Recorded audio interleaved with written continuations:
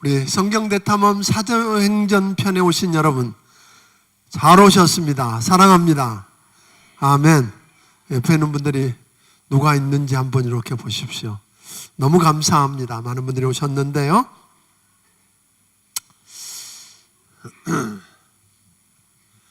우리가 2018년 새 백두에 약속하신 성경대탐험 사도행전 편을 기대와 흥분을 안고 시작합니다.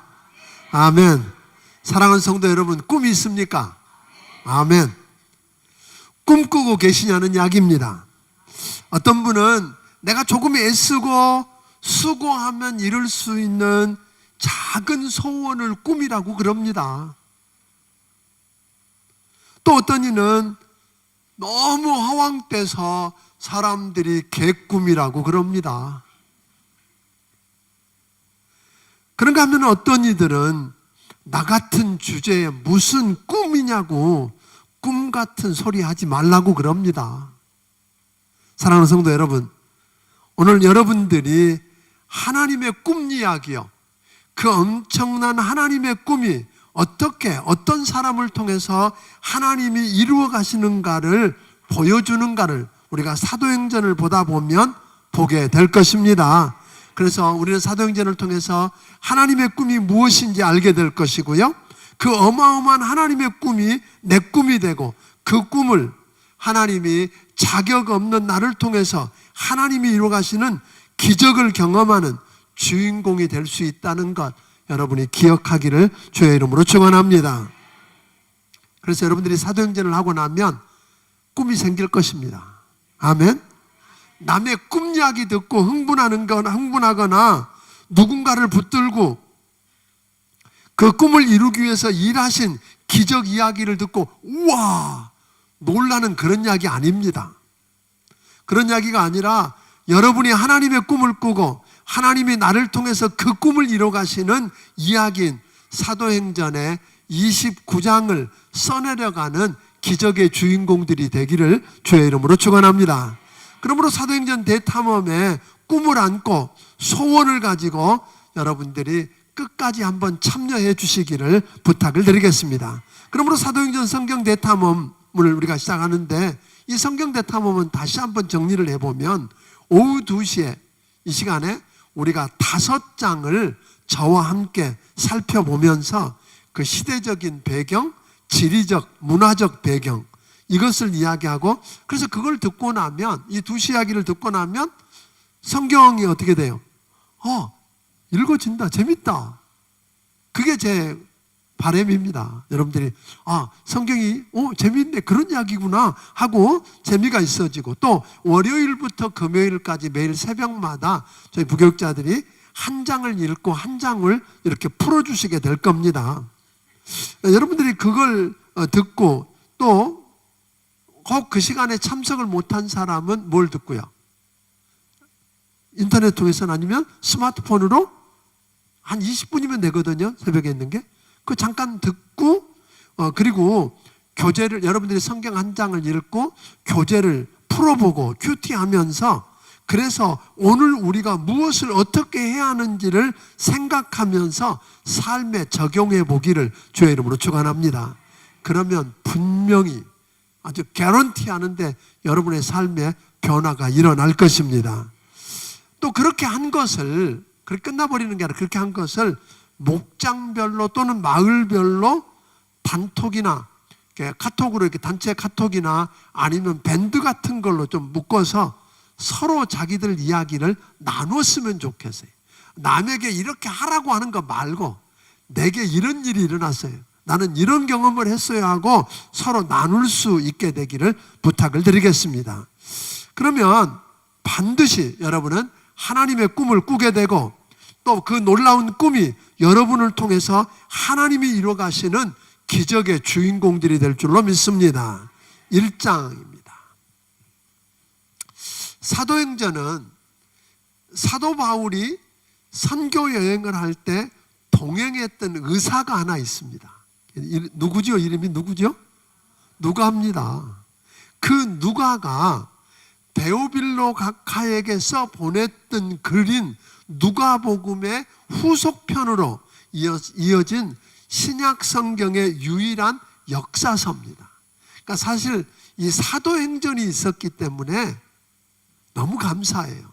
그래서 어떻게 교회가 시작되었고 어떻게 그 복음이 전해졌는지, 사도행전을 공부하고 나면 나머지 그 서신서들도 대부분 여러분들이 그 배경을 알게 되고 그것을 이해하는 데 도움이 되게 될 것입니다. 오늘 1절 2절에 의하면 예수님이 행하시고 가르치기를 시작한 공생애로부터 시작해서 예수님께서 그가 택하신 사도들에게 성령으로 명하시고 승천하신 날까지를 기록한 게 누가복음인데, 그 기록에 이어서 예수님께서 우리를 구원하기 위해서 십자가의 대속제물이 되어주시고 사흘 만에 부활해서 40일 동안 계시면서 지난 3년 반 동안의 공생애에 가르친 모든 것들을, 또 하나님 나라에 관한 것들을 총복습하고 총정리해 주신 시간이 어디? 40일 동안이었어요. 그걸 해주시고 저들이 보는 앞에서 오늘 보신 그대로 다시 오시겠다고 약속하고 하늘로 승천하셨습니다.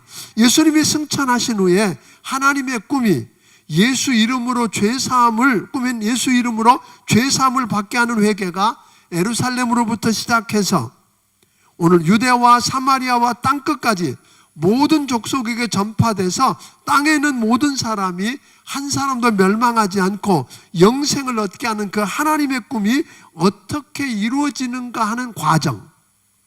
그러니까 실제로 여러분들이 이제 지도를 통해 좀 보게 되겠습니다만, 한번 지도 하나를 보겠습니다. 이 지도를 보면 사도행전 1장 8절을 한번 암송하고, 다 암송할 수 있죠? 오직 성령이 너희에게 임하시면. 자, 시작.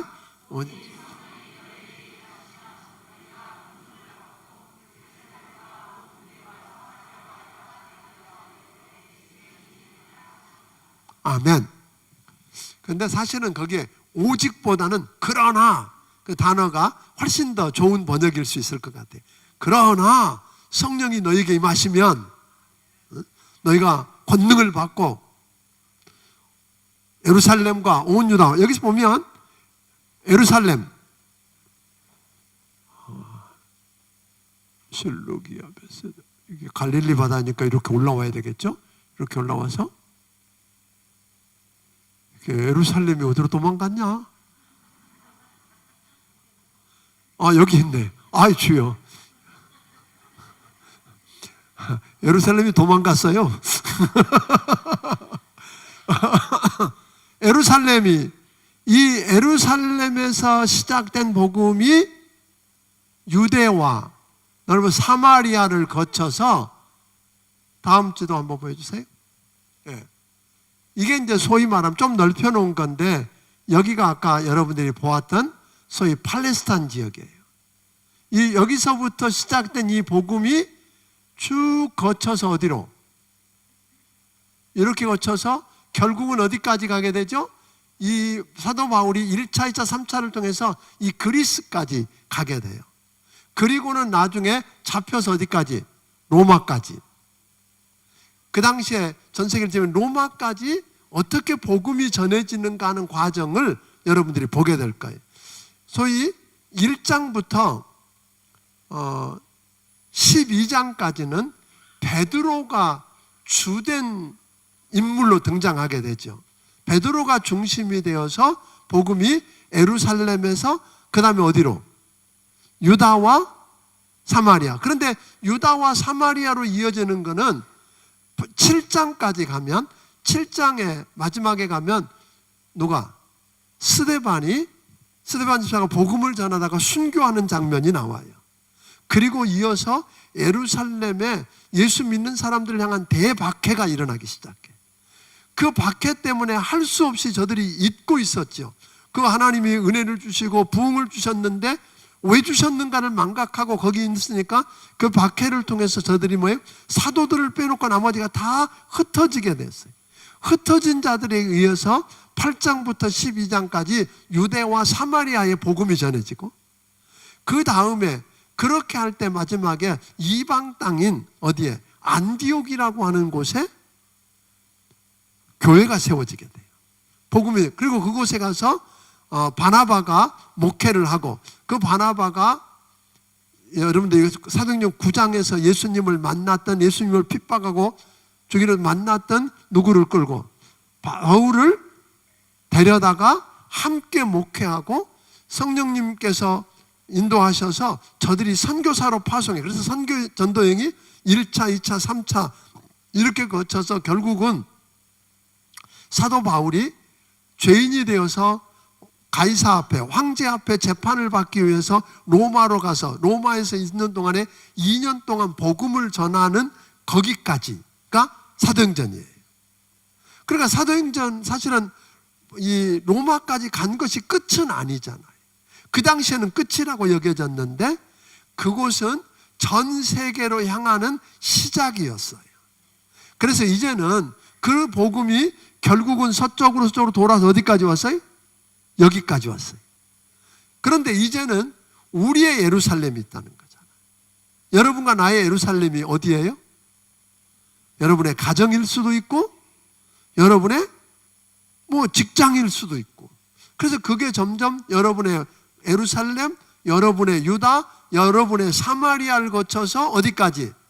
땅끝까지 가서 복음을 전해서 우리를 통해서 나머지 28장 이후에 끝나지 않은 사도행전 29장을 써내려 가자고 하는 것이 오늘 사도행전을 공부하는 이유가 될 것입니다. 아멘. 대충 이제 여러분들에게 그런 이야기들을 쭉 했는데, 사실은 여기 보니까 아까 이야기한 것처럼 예수님께서 몸을 입고 이 땅에 오신 분이 예수 그리스도라고 그랬고, 그분이 어떤 일을 행하기 위해서 오셨는가, 무엇을 가르쳐 주시기 위해서 오셨는가를 오늘 여기 보면 쭉 이야기했어요. 그러니까 하나님 왕국에 대해서 예수님이 설명하고 난 다음에 우리가 좀 더 애쓰고 수고하고 노력하면 세상이 변하고 나아질 거라고 이야기하지 않아요. 그 하나님의 왕국은 역사의 주인공, 왕국이라고 하는 건 누가 있어야 돼요? 왕이 있어야 돼. 백성이 있어야 되고 땅이 있어야 되잖아요. 그러니까 역사의 주인은 어떤 사람들은 그렇게 이야기합니다. 진화론자들은 뭐예요? 점점 나아져 간다. 불교에서는 뭐라고 말하죠? 돌고 돈다. 그런데 역사는 어떻게 하다 보니까 생기는 게 아니라 역사의 주인은 누구예요? 하나님이시다. 아멘. 역사의 하나님 왕국을 설명해주고, 하나님의 왕국은 우리가 어떻게 하면 되는 게 아니라 역사의 주인이신 하나님이기 때문에 하나님이 다스릴 것이라고 이야기하고, 지금은 죄가 관영해서 다 엉망인 것처럼 보여도 언젠가는 하나님이 다스리는 하나님의 왕국이 반드시 뭐한다? 세워진다 하고 이야기하는 거죠. 그러니까 세상은 과거로 변하는 것도 아니고 돌을 많이 닦는다고 변하는 것도 아니라는 거예요. 이 세상은 누가 변해요?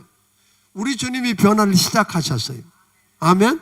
하늘 버리고 보좌를 버리고 이 땅에 오셔서 십자가에 피 흘려 죽으시고 부활하심으로 오늘 이 세상의 변화를 시작하시고는 승천해 버리셨어.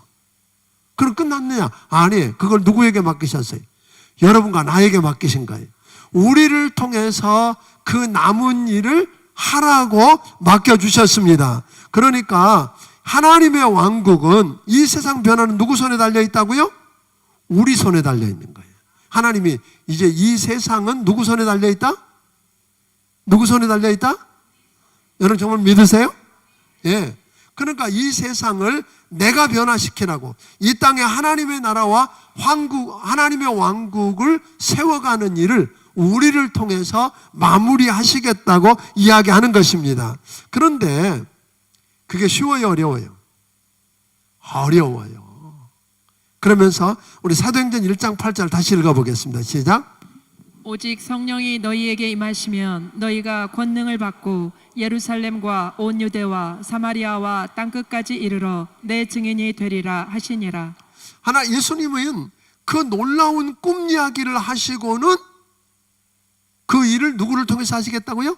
우리를 통해서 하시는데 어떻게 하겠다고 그러냐면 오직 성령이 너에게 임하시면 너희가 권능을 받고 예루살렘과 온 유다와 사마리아와 땅끝까지 이르러 내 증인이 되리라 하시니라. 그러니까 세상의 운명이 아까도 이야기했지만 대통령에게 달려있는 것도 아니고 과학자나 철학자 손에 달려있는 것도 아니고 경제인 손에 달려있는 게 아니라 누구 손에 달려있다고요?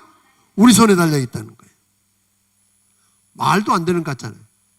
우리가 한계가 많고 연약하고 자격도 없는 줄 뻔히 아시면서 하나님은 우리를 통해서 그 일을 이루시겠다는, 그럼 어떻게 이루시겠다는 거예요? 우리 한계를 아시기 때문에 내 힘으로 할 수 없는 것 아셔요. 능력이 있어야 하는데 그 능력은 어떻게 임한다고요? 성령이 너희에게 임하시면. 그러니까 우리 힘으로 하면 100번 우리는 실패할 것입니다. 여러분이 세상을 바꾸겠다 그러고 여러분이 가정을 바꾸겠다 그러고 여러분의 회사를 바꾸겠다고 나서면 싸움판을 벌리든지 어찌하든 간에 여러분은 기필코 실패하고 주저앉을 것입니다. 그래서 우리 주님은 네가 힘으로 할 수 없어. 그래서 뭘 받아야 돼? 너에게 그런 권능이 있어야 되는데 그 권능을 받기 원하면 뭐가 임해야 되고? 성령이 임해야 되고. 그러니까 성령을 받아야 된다고 하는 거죠. 그런데 오늘 여기서 우리가 필요한 건 뭐예요? 그 성령을 받기 위해서 우리는 뭐라 그러지? 노력하기 전에 성령을 받기 위해서 약속하신 성령을 부어줄 테니까 기도하라고 그랬단 말이에요. 아멘? 기다리라고 그랬단 말이에요. 그러니까 내 힘으로 하는 게 아니라 오늘 기다리라고 하신 그 주님의 말씀을 붙들고 기다려야 되는데 우리 주님은 이렇게 이야기하는 거예요. 네가 세상을 바꿔라 이렇게 말하신 자 않았어요. 너는 다만 우리에게 뭐가 되라 그랬어요? 증인이 되라 그랬어요. 저는 이걸 읽다가 충격을 받았어요. 아니 성령이 너에게 임하시면 너희가 권능을 받고 예루살렘과 온 유다와 사마리아와 땅끝까지 이르러 전파하고 세상을 바꿔라 그렇게 말하시는 게 아니었다는 거예요. 세상을 변화시켜라, 하나님의 왕국을 완성해라 그렇게 말한 게 아니라 너는 가서 뭐만 해라? 증인이 되라 그렇게 이야기한 거예요. 그러니까 우리가 여기서 조심해야 될 것은 그래 우리가 기도해서 성령이 임하면 무조건 내가 일을 해낼 수 있다. 아니에요. 권능이 있어야 돼요. 그래서 성령 받아야 돼요. 그래서 성령 받기 위해서 저들은 뭐 했어요? 내가 나서기 전에 먼저 기도하면서 성령 부어주시기를 위해서 기다려야 돼요. 그러나 그 능력이 임했음에도 불구하고 우리에게 뭘 하라고요? 우리가 할 일은 증인이 되는 거예요. 뭐가 증인? 여러분들이 예를 들면 이런 이야기예요. 교회 오시다가 어떤 한 사건을 봤어. 교통사고가 났는데 한 사람이 교통사고 내가 사람이 튀겨 오르더니 죽은 게 아니라 그 옆 쭉 날아가던 옆좌석으로 자동차 문이 열리고 그 문 창문 속으로 뚫고 자동차에 딱 앉아있다. 그런 거 봤다. 그리고 안 죽었다. 그러면 여러분 교회 온 다음에 가만히 있어요? 안 가만히 있어요? 예배가 시작되고 나면 막 근질거려요. 뭐만 이야기하고 싶어서. 어떤 사람이 자동차 사고 나서 50m 날아간 걸 얼마나 한 100m 날아가더니 보태가지고 그래가지고 그 문 열린 버스 유리창을 통해서 들어가서 하나도 안 다치고 의자에 딱 앉아있더라. 내가 봤다. 그럴 거 아니에요. 그러니까 그게 중요해요. 그러니까 놀라운 일을 경험하면, 그러니까 그래서 오늘 아저도 이야기한 것처럼 여러분이 먼저 예수님 만나서 변화된 체험이 있어야 돼요. 아멘? 그래서 그거를 내게 이런 일이 일어났는데 그래야지. 아멘? 나한테 이런 일이 일어났는데 그래야지. 내가 들었는데 그러면 그때부터는 뭐예요? 내가 들었는데 그러면 그때부터는 사람들이 별로 신뢰 안 해. 나한테 이런 일이 일어났는데 하고 이야기하는 거. 그렇게 해서 그런 일들을 통해서 뭐예요? 그러니까 그런 사람들 이야기하는 거죠. 나한테 이런 일, 예수님 만났고 내게 이런 일이 일어났는데 나를 변화시킨 그 예수님 너도 만나면 너도 변한다? 만나봐. 와봐. 그러니까 예수님 제자들이 전도한 방법이 뭐였어요? 다른 이야기 아니에요. 와봐. 그래서 베드로가 전도됐잖아요. 안드레가 와봐.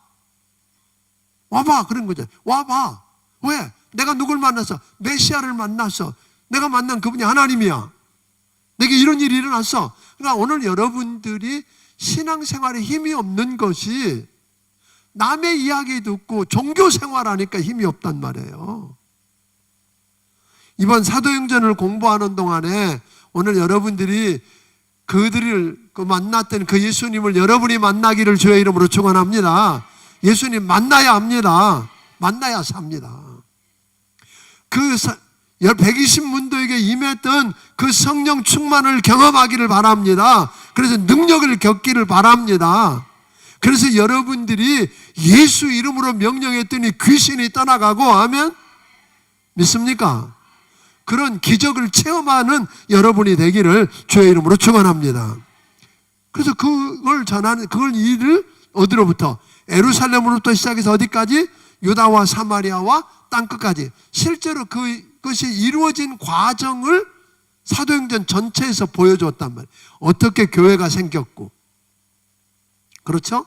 어떻게 그 복음이 주님이 말씀하신 대로 그렇게 이루어져서 땅끝까지 가게 됐는지, 오늘 이것들을 우리에게 보여주는 것이 뭐라고요? 사도행전이다.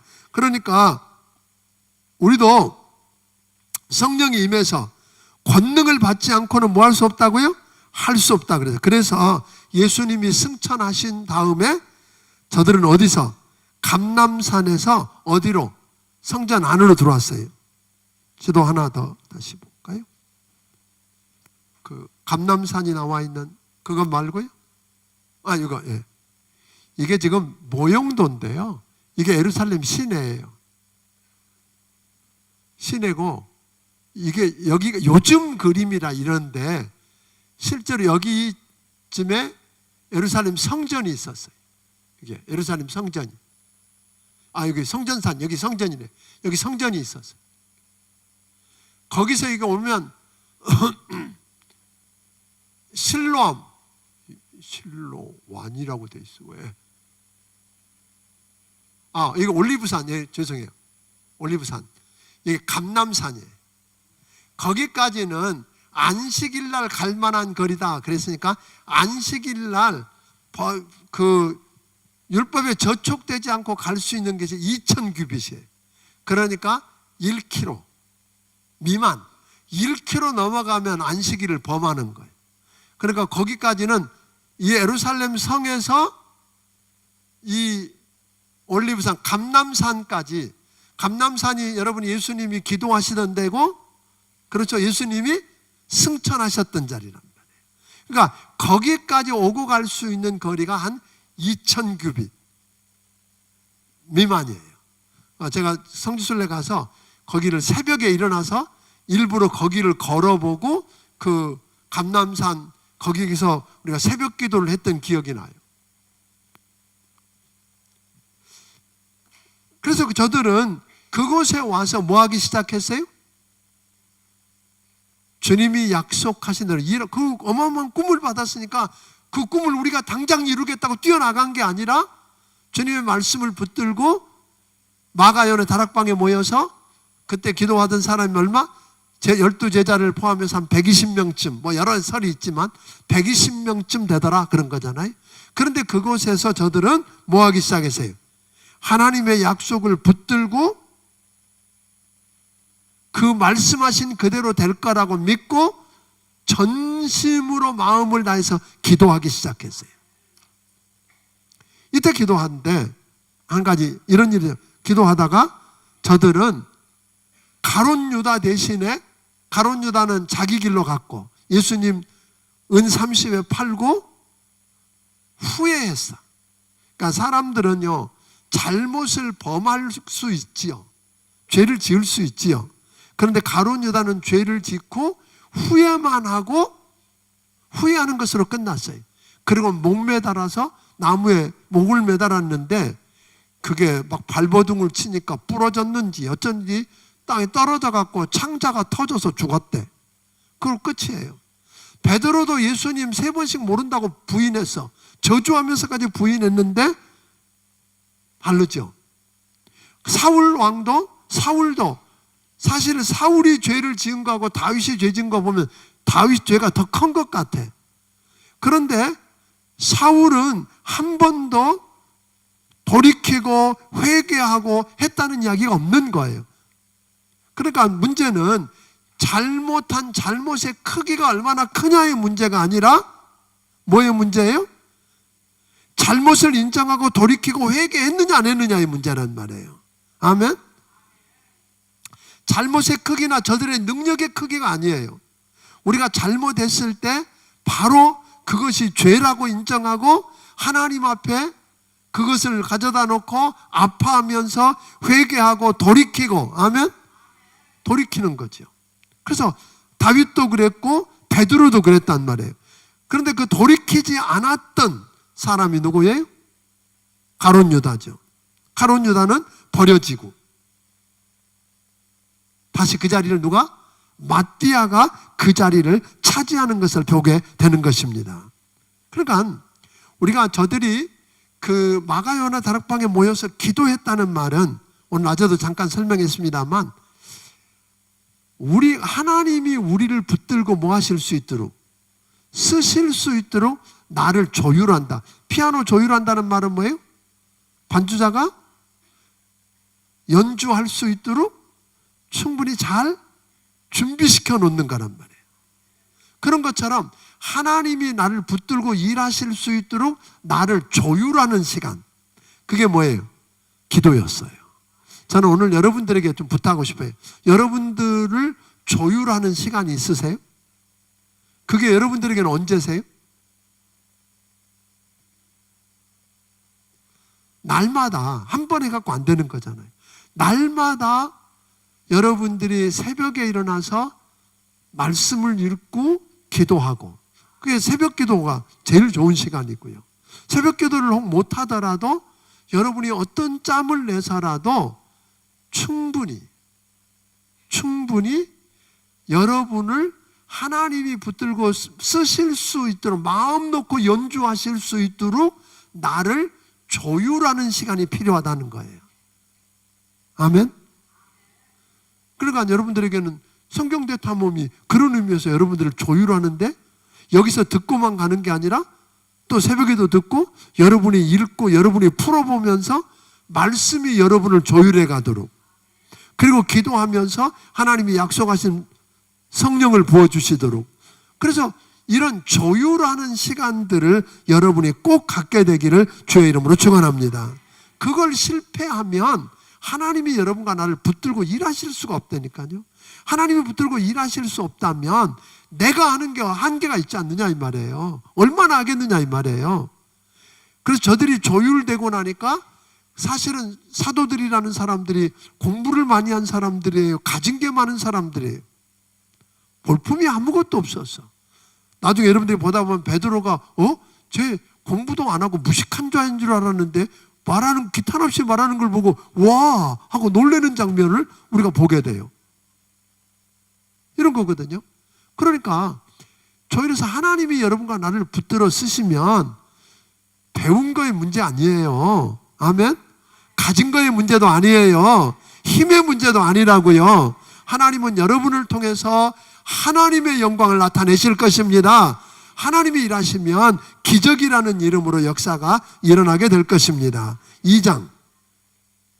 이렇게 저들이 잠깐 기도하고 만 게 아니라 열흘 동안이에요. 오순절. 그래서 이 오순절이라고 하는 말은, 오순절에는 본래 사방 각처에서 하나님께 예배드리기 위해서 성전에 유대인들이 모였었어요. 근데 오순절이라고 하는 말은 6월절로부터 시작해서 며칠 되는 날? 50일째 되는 날, 그 말이에요. 그러니까 예수님이 6월절에 십자가 못 박혀 죽으셨고, 그리고 40일 부활하셔서 40일 동안 계셨으니까 한 열흘 남짓 남았잖아요. 그 열흘 남짓 저들은 뭐 했다고요? 전심으로 기도하면서 하나님 앞에 자신들을 조율하도록 내어놓고 약속하신 성령이 오늘 그들에게 임하도록 기도했었어요. 그랬더니 약속하신 성령이 주님 그곳에 뭐가 나오세요? 모두에게 충만히 임했다는 거예요. 그 모두에게 충만히 임했는데 이때 교회가 탄생하는 거예요. 이때가 교회 생일이에요. 이때가 그러니까 예수님이 성령님이 본래 계셨지만 그 성령님이 오순절에 오셔서 오늘 저들 위에 임하는 그 순간이 뭐라고요? 교회의 시작이다. 그렇게 이야기하시면 되겠어요. 그러니까 하나님께서는 주님의 몸인 이 교회를 통해서 하나님의 꿈을 하나님이 보내신 성령을 통해서 그 세우신 사람들을 통해서 일하시는 걸 우리가 보게 되는 것이죠. 그래서 성령님은 구약시대에도 계셨는데 왜 오순절날 오셨다고 그랬을까? 오순절 이전에도 성령님은 계셨어요. 그런데 구약시대에 나타난 성령님은 특별한 목적을 가지고 어떤 사람에게 그 특별한 일을 이루기 위해서 임하셔서 그 일을 이루고는 떠나셨어요. 그런데 오순절 이후 사건부터는 여러분들이 한 번 성령님이 오시면 그분은 떠나지 않으세요. 그러니까 어떤 사람이 예수님을 구주와 주님으로 믿고 그 예수님을 마음속에 모셔드리면 그때 누가 임해요? 성령님이 임하세요. 그걸 가리켜서 우리가 성령 침례 그래요. 이것은 단회적인 사건이에요. 일생에 한 번 일어나는 단회적인 사건인데 그렇게 예수 믿고도 충분히 우리가 잘못 살 수 있지요. 말씀도 안 읽고 기도도 안 하고 죄짓고 엉망으로 살면 그 우리 안에 계신 성령님이 근심한다고 그랬어요. 하나님의 능력이 나타날 수가 없어요. 하나님이 전혀 일하실 수가 없는 거죠. 성령님이 오시는 건 단순히 능력만이 아니라 보혜사라 그랬어요. 그분이 우리에게 가르쳐주고 깨닫게 해주고 인도해주고 아멘. 오늘 위로해주고 도와주는 그 성령님이 그 역할을 할 수가 없어요. 그러니까 성령 충만이라고 하는 것은 우리가 온전히 하나님 앞에 회개하고 그 성령님이 나를 온전히 지배하고 통치하고 다스리도록 나 자신을 온전히 내어 맡기는 상태. 그게 뭐예요? 성령 충만이에요. 그때에 성령님이 우리에게 가르쳐주고 인도하고 하는 걸 명확하게 볼 수 있고 그분의 인도하심을 경험하고 가르쳐주심을 깨닫게 되고 생각나게 해주고 능력으로 나타나고 하는 것은 언제 나타나요? 성령 충만함에. 그런데 오순절 사건이 이후에는 성령이 우리에게 임하면 여러분들에게 임하신 그 성령은 떠나시지는 않는다. 아멘. 여러분 안에 예수님은 구주와 주님으로 믿고 구원받았으면 여러분 안에 누가 계세요? 성령님이 계세요. 그런데 그 성령님을 근심하게 하지 않기를 바랍니다. 성령님이 여러분의 주인이 돼서 여러분을 통치하고 지배하고 다스리도록 내어 맡기는 것, 그때의 역사가 일어나게 될 줄로 믿습니다. 그런데 그 성령이 임했더니 놀라운 현상이 하나 생겼어요. 방언을 하기 시작했는데 우리가 고린도전서에서 말하는 방언과 달리 각국 말로, 즉 배우지 않은 unlearned language, 배우지 않은 말로, 저들은 히브리 말로 이야기하는데 사람들이 누구 말로 들어요? 각 곳에서 온 나라 말로, 자기 말로 알아듣기 시작했다.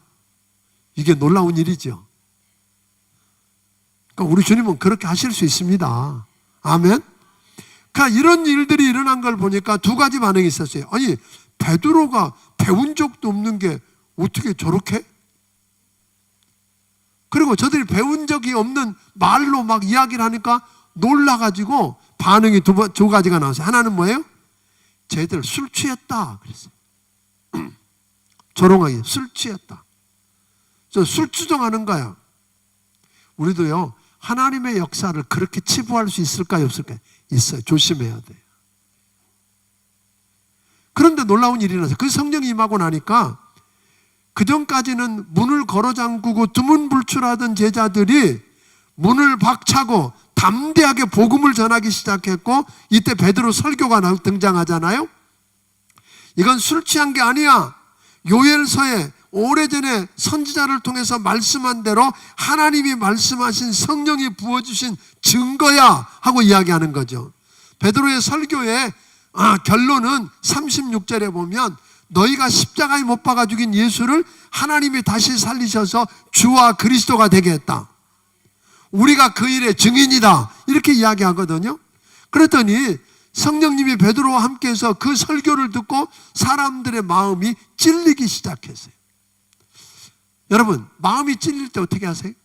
설교를 듣다가 말씀을 읽다가 마음이 찔린 적이 있다. 아멘. 찔린 적 있으세요? 그 찔리면 어떻게 하세요? 예. 그리고 그냥 머리 흔들고 맙니까?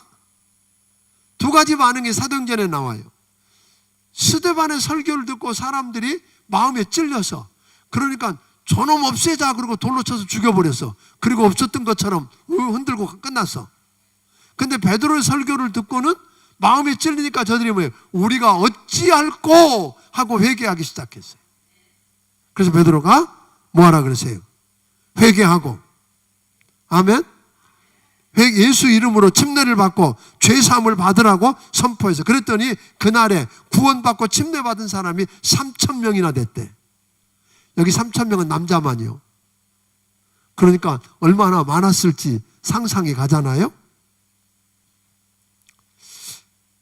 43절부터는 그렇게 예수 믿고 구원받은 사람들이 어떻게 살았는가, 초대교회의 모습이 나와요.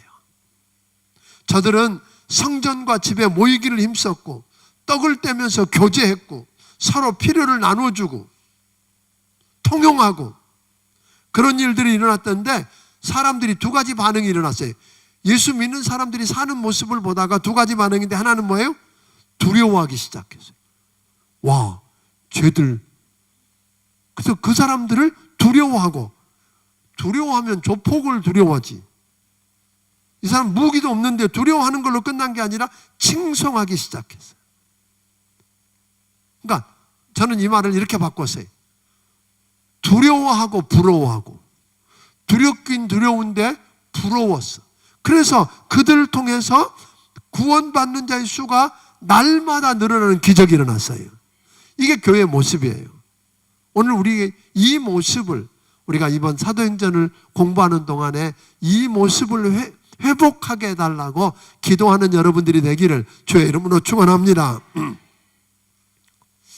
3장 1절부터 4장 31절까지는 우리가 그 예루살렘 교회의 모습을, 초기 모습을 들여다보게 되는데, 베드로와 요한이 정해놓은 시간을 따라서 기도하려고 성전에 올라갔어요.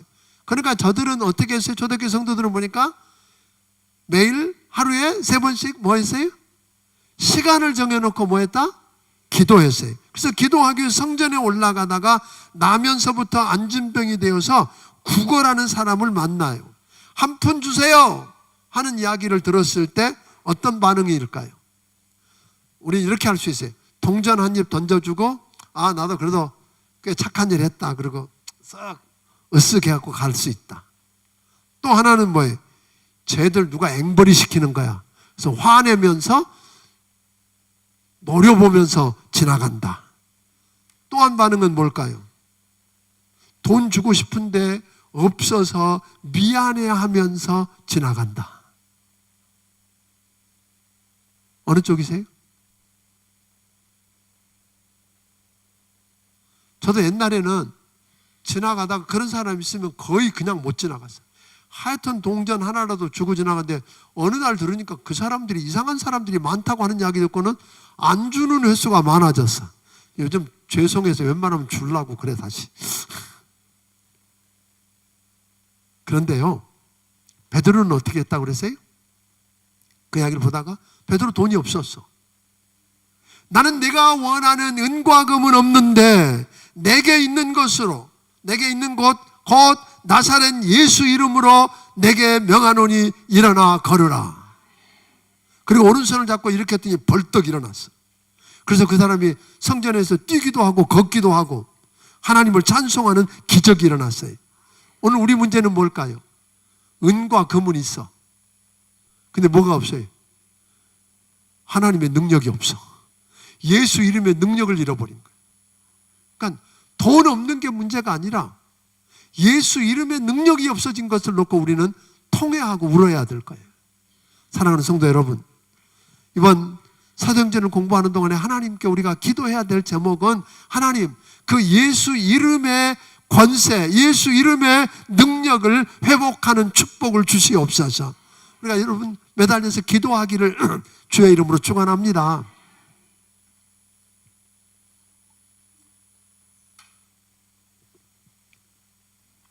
그러니까 우리가 전도나 선교여행 가기 전에 많은 것 준비해 갖고 가고 프로그램 준비하는 것도 중요하지만 뭐가 더 필요할까요? 그거 가지고 와서 사람들을 환심 끄는 것, 이것도 중요하지만 정말 우리가 시간을 들여서 애써야 될 준비가 뭘까요? 기도해서 성령 부어주시는 그 능력, 예수 이름의 능력을 여러분 회복하고 돌아가기를 주의 이름으로 축원합니다. 그러면 돈 가지고 가는 것보다, 금 가지고 가는 것보다, 프로그램 가지고 가는 것보다 놀라운 기적이 일어날 것입니다. 그래서 이런 역사들을 우리가 보았으면 좋겠다. 이것을 보고 사람들이 베드로와 요한에게 막 몰려왔어요. 우와, 당신 대단하다. 여러분 한번 어깨 한번 펼 수 있잖아요. 내가 기도했는데 안진병이 된 사람이 벌떡 일어나서 막 걷고 그러면서 하나님을 찬양하고 다닌다. 여러분이 했다. 그럼 어떻게 하겠어요? 이게 가오가 좀 잡히는 거 아닌가요? 그런데 베드로는 보니까 왜 우리를 주목하여 보느냐 그랬어요. 왜 우리가 그 사람을 고치고 그 사람을 살리고 변화시킨 것처럼 우리를 쳐다보느냐? 우리가 한 거 아니다 그랬어요. 너희가 십자가에 못 박아 죽인 예수, 그분이 완전히 낫게 했으며, 아멘? 그 예수 이름의 능력이 이 사람을 낫게 했고 일으켰다 하고 예수님께 영광을 돌리게 하고 예수님을 증거하기 시작했어요. 하나 알아야 될 것은 여러분, 성령님이 오셨지만 성령님이 주가 아니에요. 주인공 아니에요. 성령님은 뭘 하기 위해서? 예수님을 증거하기 위해서 오신 분이었어요. 더군다나 그렇다면 그 예수님이 보내신 성령님을 통해서 그 역사를 드러내는 우리야 두말할 것도 없이 영광을 누구에게 돌려야 돼요? 예수님을 증거하고 드러내는 일에 우리가 쓰여질 수 있기를 주의 이름으로 축원합니다. 베드로는 그 자리에서 그 영광을 가로채지 않고 하나님 영광을 온전히 주님께 돌려드렸습니다. 4장. 그러자 말씀을 듣는 자 중에 예수 믿는 자가 많은데 남자만 5,000명이 넘었다 그랬어요. 그 사건 이후에 믿는 사람이 더 많아진 거예요. 그래서 예수 안에 죽은 자의 부활함을, 이 부활했다고 하는 이야기를 싫어하던 사람들이 누구예요? 사두개파예요. 사두개파는 바리새인들과 정반대로 소위 성전을 맡은 제사장이나 실권을 잡은 사람들이 많았지만 그 사람들은 부활도 안 믿고 천사도 안 믿고 뭐 이렇게 눈에 보이지 않는 현상을 믿지 않았던 사람들이, 그 사람들이 사도들이 찾고 예수님의 부활을 이야기하니까 잡아다 가뒀어. 그러고는 이야기해. 너희가 무슨 권세로, 누가 권한을 주었길래 그런 이야기 하나요? 누구 이름으로 이 일을 행하느냐고 이야기했더니 베드로는 이야기합니다. 이 사람이 어떻게 건강하게 되었느냐고, 어떻게 구원을 받았느냐고 묻는다면, 그리고 복음을 전해.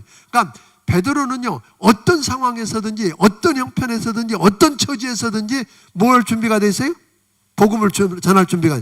그는 감옥에 있든지 어디에 어떤 이렇게 자리를 깔아놓든지 아니든 상관없었어요. 복음을 전할 준비가 돼. 그래서 너희가 십자가에 못 박아 죽인 예수를 하나님이 살리셨는데 그 예수 이름으로 이 사람이 건강하게 되었고 구원받았다. 그러면서 기가 막힌 구절을 하나 12절을 이야기했어요.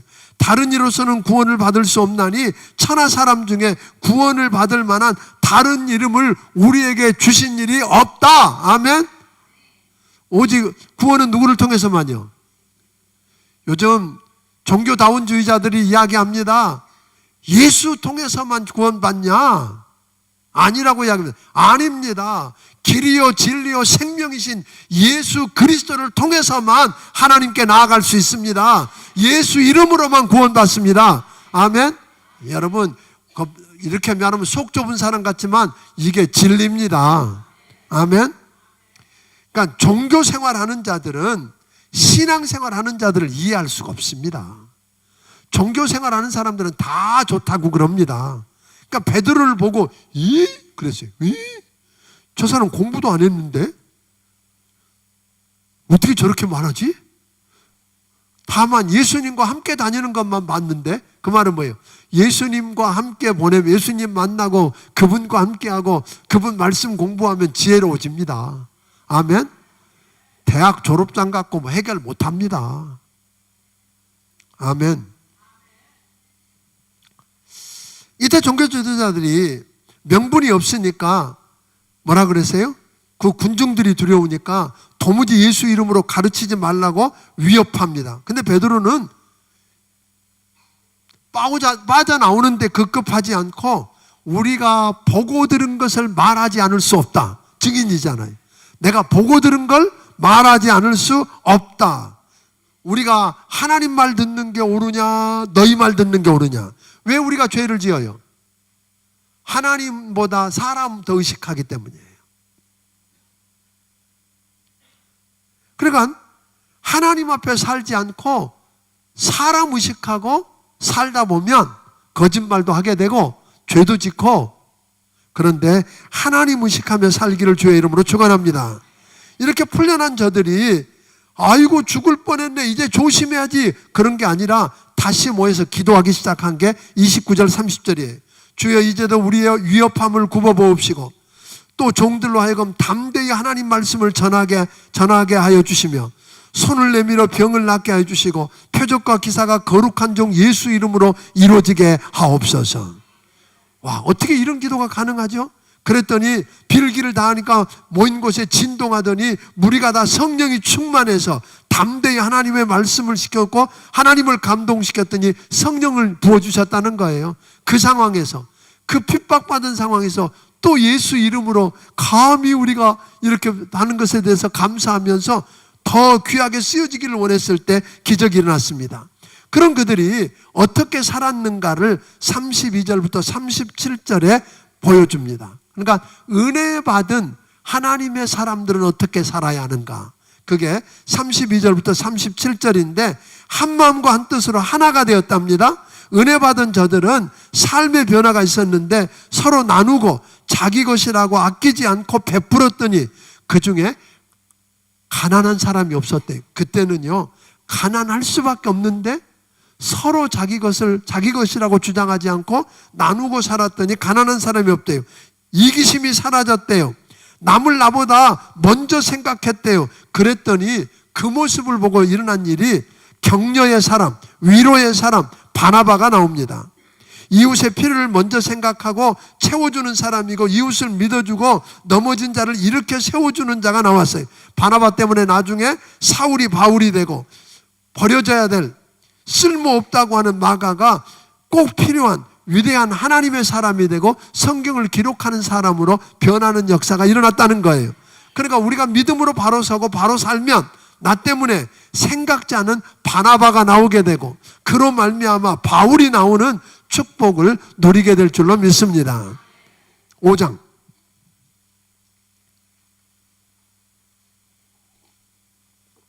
시간이 가니까 말이 막 빨라지네요. 사실 이 5장은 아나니아와 삽비라 사건은 이해를 잘 못해요.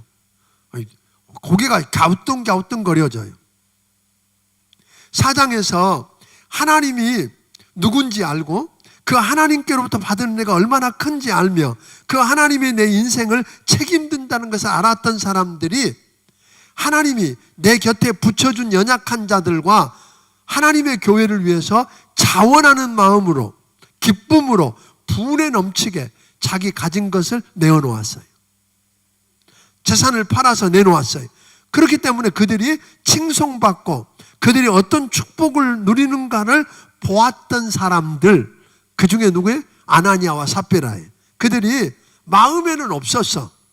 그런데 그냥 자기를 드러내고 싶고, 저들 누구처럼 바나바처럼 인정받고 싶은 시기와 질투하는 마음, 위선, 가면을 쓰고 연극하는 일들이 일어난 거예요.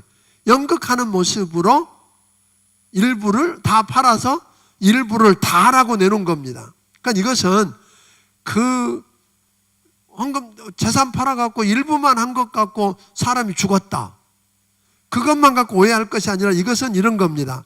새롭게 세워지는 하나님의 교회에 얼마나 거침이 되는 마귀의 일인지 아신 하나님이 경고로 우리에게 보여주신 건데, 무슨 이야기냐면 하나님의 거룩한 교회를 뭐가? 이 위험한 죄가 파괴하지 않게 하려고, 다시 말하면 교회의 순수성을 지키려고 일벌백계의 모습으로 경고한 것이 5장 이야기다. 또 하나님보다 사람을 더 의식하는 것이 죄다. 하나님을 믿고 사는 신자라면 당연히 사람보다 하나님을 더 의식해야 되는데, 내 체면보다 하나님의 영광을 더 생각해야 되는데 그러지 않은 것이 문제다. 또 이것은 거짓말이 얼마나 무서운 죄인가를 알려주기 위해서다. 하나님을 우습게 보고 하나님을 함부로 대하는 것이 얼마나 무서운 죄인가를 가르쳐주기 위해서 경고한 게 아나니아와 삽비라 사건이다. 이렇게 교회가 정결케 되자 무슨 일이 났어요? 하나님의 거룩하심이 드러나고 하나님의 영광이 나타나니까 교회가, 그렇게 하면 교회가 이제 망할 줄 알았어요. 아, 이거 우리 교회 이제 망했다. 왜? 땅 팔아갖고 일부 헌금했는데 그것 때문에 죽었다. 그런데 보니까 놀라운 기적이 12절부터 나타납니다. 베드로가 지나갈 때 그림자에게라도 덮이면 뭐한다? 병이 나서 막 이런 기적이 일어나요. 그리고 주께로 나오고 믿는 자의 수가 더 많아졌어요. 그리고는 하나님의 교회가 잘 되고 믿는 자의 수가 많아지고 부흥이 일어나니까, 이러면 꼭 질투하고 시기하는 놈이 있어. 누구예요? 마귀. 그래서 거기 보면 17절에 대제사장과 사두개인 당파가 시기가 가득해갖고 사도들을 잡아다 옥에 가뒀어. 그런데 하나님의 사자가 옥에서 그들을 끌어내고는, 문도 잠겨있는데 끌어내고는 성전에 가서 생명의 말씀을 백성에게 전하라 그랬어요. 여러분, 옥에 갇혔는데 또 가서 성전에 가서 전해요? 죽으려고? 그런데 가서 저들은 풀려나자마자 도망간 게 아니라 성전에 가서 복음을 전하기 시작했어요. 그들이 다시 사도들을 잡아다가 예수 이름으로 가르치지 말라고 언급하고, 오늘 그랬더니 저들이 그들에게 복음을 전하기 시작해요. 저들은 어떤 상황에서든지 뭐가 되세요? 복음을 증거했어요. 여러분, 때를 얻든지 못 얻든지 복음 전할 준비가 되어 있기를 주의 이름으로 축원합니다. 여러분이 만난 예수님을 전할 준비가 되어 있기를 바랍니다. 그랬더니 화가 난 저들이 사도들을 없애버리겠다고 나섰어요. 그랬더니 이번에는 가말리엘이라고 하는, 저들 편 중에 가말리엘이라고 하는 존경받는 율법 교사를 통해서 그들을 뭐하게 해요? 풀어주게 합니다. 그래서 매를 맞고 풀려나요. 자, 근데 그들은 어떻게 하는 줄 아세요? 매 맞고 풀려나서 하는 말이, 감히 우리 같은 사람들이 예수 이름으로 능력받는데 합당한 자로 쓰여졌다고 좋아하고 나갑니다. 이거 누가 말려요? 그러면서 저들은 뭐예요? 날마다 성전에 있든지 집에 있든지 예수는 그리스도라고 가르치고 전하는 일을 그치지 않았어요. 오늘 우리가 마땅히 해야 할 일인 줄로 믿습니다. 저는 여기서 하나 생각해 보고 싶은 거 있어요. 아니, 어떤 때는 복음 전하는 그들을 어떻게 했어요? 감옥에 갇혔을 때 하나님이 천사를 보내서 그들을 어떻게 했어요? 끄집어내시기도 해요. 어떤 때는 유능한 가말리엘을 통해서 풀어주기도 해. 그런데 어떤 사람은 아무리 기도해서 거기서 순교해. 또 우리로 그 이야기가 안 하다 보면 어떤 사람 병이 들어서 기도했더니 하나님이 금방 기적적으로 고쳐주셨어. 근데 어떤 사람은 아무리 기도해도 치유가 안 되고 죽어. 그들이 기도를 적게 했습니까? 믿음이 없어서 그럴까요? 아닙니다. 오히려 스데반이 죽은 게 여러분 보면 스데반은 죽었어요. 복음 전하다가.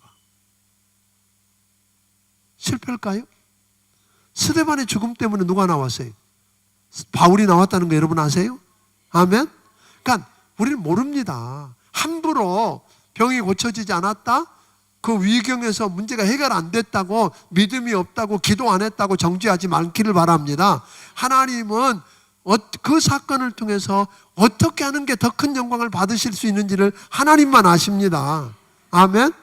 다만 우리는 그분의 주권에 맡기고 하나님께 기도할 뿐입니다. 아멘? 그래서 오늘 사도행전 1장부터 5장까지를 이렇게 들여다보았습니다. 그러나 아까 이야기했던 것처럼 전체 그 그림을 놓고 지금 이 복음이 주로 어디에서? 주로 예루살렘에서 지금 이렇게 왕성하게 하나님의 교회가 세워져 가는 모습을 보았고요. 다음 주에는 6장부터 시작해서 10장까지 다루게 될 테니까요. 여러분들이 한 장 한 장 정말 그냥 이번에는 읽고 공부하는 것으로 끝나지 않았으면 좋겠어요. 그들이 기도해서 성령이 임했다. 그러면 오늘 우리는 뭘 작정해야 돼요? 하나님, 사도들에게 부어주신 그 성령을 제게도 부어주세요. 아멘? 좀 욕심을 부렸으면 좋겠어요. 때를 써봤으면 좋겠어요.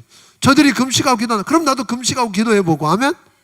이렇게 해서 하나님의 기적을 여러분이 전해요. 그들이 복음을 전했다면 우리도 여러분들이 담대하게 복음을 직장에서 가는 곳에서 한번 정말 전해보고 어떤 일이 일어나 기도하고 하나님이 능력 부어주시기 위해서 기도하고 나가서 전해보고 하나님이 어떻게 일하시는가를 체험해보는 좋은 기회가 되기를 주의 이름으로 축원합니다.